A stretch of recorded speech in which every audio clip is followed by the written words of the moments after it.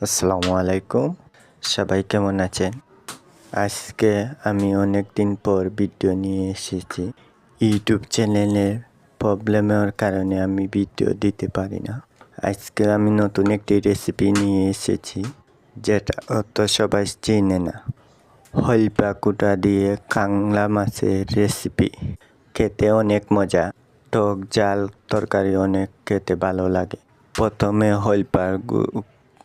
প্রথমে হইলপার কুটা পুল থেকে ছাড়িয়ে নিতে হবে, তারপর ভালোভাবে ধুয়ে নিতে হবে। এটা রান্না করা অনেক সহজ। সব রান্নার মতো প্রথমে তেল দিতে হবে, তারপর পরিমাণ মতো রসুন দিতে হবে। রসুন লাল লাল করে ভেজে তারপর পেঁয়াজ কুচি দিতে হবে ব্লেন্ডার করে। একসাথে পেঁয়াজ রসুন ভালোভাবে ভাজতে হবে যতক্ষণ পর্যন্ত না পেঁয়াজের কাঁচা গন্ধ চলে যায়। তারপরে একে একে সব মশলা দিতে হবে।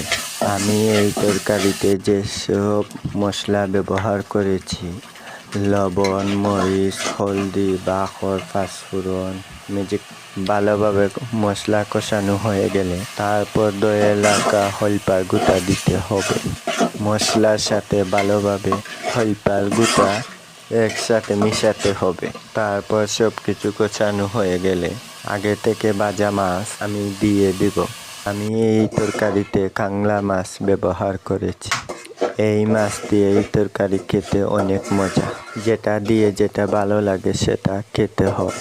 হইলপা গুঁটা অন্য মাছ দিয়ে খেলে মজা লাগে না, এই মাছ দিয়ে খেলে মজা বেড়ে যায়।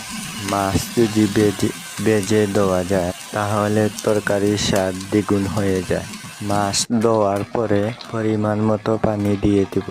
পানিতে বলক উঠে গেলে তারপর নামিয়ে নিতে হবে। এই রেসিপিটা বানানো অনেক সহজ, খেতে অনেক মজা। আপনারা অনেকে জানেন না হইলপা গুঁটা দিয়ে তরকারি খাওয়া যায়, তাহলে সবাই কমেন্টে জানাবেন কেমন হয়েছে আজকের রেসিপিটা।